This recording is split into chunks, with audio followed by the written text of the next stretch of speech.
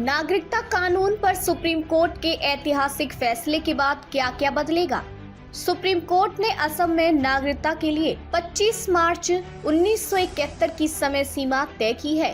Court ने 1955 के नागरिकता कानून की धारा 6A को सही ठहराया है। इस फैसले से असम में अवैध प्रवासियों की पहचान और नागरिकता के मुद्दे पर लंबे समय से चली आ रही बहस का अंत हो गया है। यह फैसला 1985 के असम समझौते को ध्यान में रखते हुए सुनाया गया है। यह समझौता बांग्लादेश से असम में अवैध घुसपैठ के खिलाफ 6 साल तक चले छात्र आंदोलन के बाद हुआ था।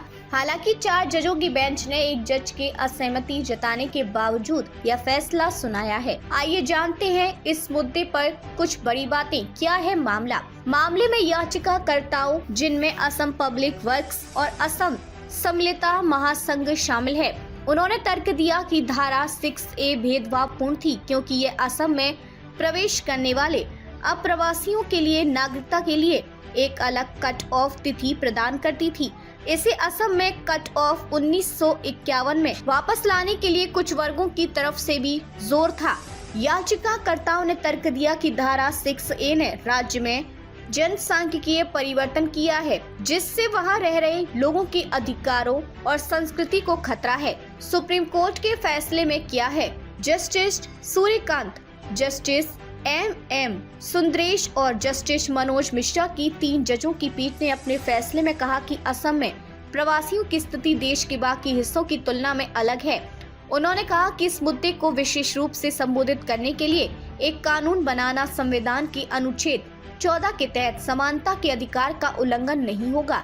CJI DY चंद्रचूड़ ने अपनी अलग अलग सहमत राय में कहा है कि असम में प्रवास के मुद्दे की भयावहता को देखते हुए धारा 6A का उपयोग उचित था।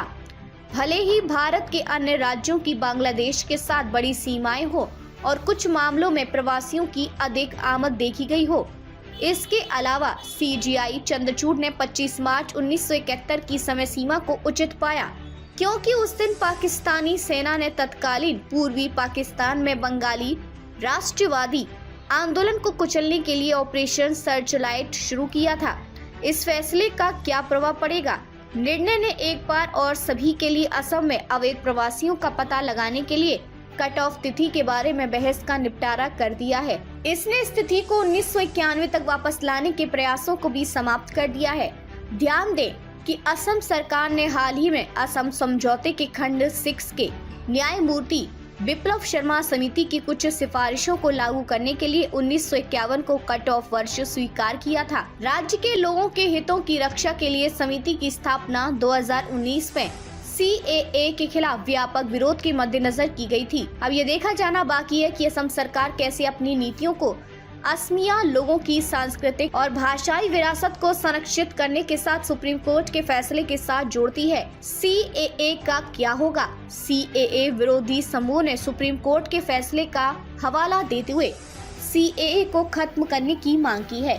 1970 और 80 के दशक में अवैध प्रवासी विरोधी आंदोलन का नेतृत्व करने वाले ऑल असम स्टूडेंट्स यूनियन ने फैसले का स्वागत करते हुए कहा है कि इससे असम समझौते को पूरी तरह से लागू करने का रास्ता साफ हो गया है। क्या इसका मतलब यह है कि पाकिस्तान, बांग्लादेश और अफगानिस्तान के गैर मुस्लिम प्रवासियों के लिए CAA द्वारा प्रदान की गई नागरिकता की समय सीमा 20 दिसंबर 2014 अब सुप्रीम कोर्ट द्वारा समर्थित धारा 6A की समय सीमा 25 मार्च 1971 के साथ संभावित संघर्ष में है। यह सच है कि सुप्रीम कोर्ट ने इस फैसले में CAA पर विस्तार से विचार नहीं किया, लेकिन इसने इस तर्क को स्पष्ट रूप से खारिज कर दिया है कि असम में एक अलग संस्कृति वाले लोगों को रहने की अनुमति देने से असमिया संस्कृति कमजोर होगी। इसका सुप्रीम कोर्ट के समक्ष लंबित CAA के खिलाफ कानूनी चुनौती पर निहितार्थ है। जमीनी स्तर पर क्या होगा? ये एक महत्वपूर्ण सवाल है कि फैसले का जमीनी स्तर पर क्या असर होगा। NRC की कवायद में पहले ही 31 लाख लोगों को कागजात दिए जा चुके हैं।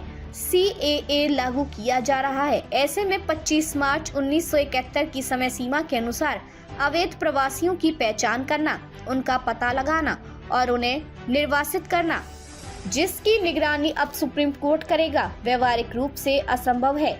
ये संभवतः राजनीतिक उथल पुथल का एक और दौर शुरू करेगा और अधिक कानूनी चुनौतियों और सवालों का जन्म देगा।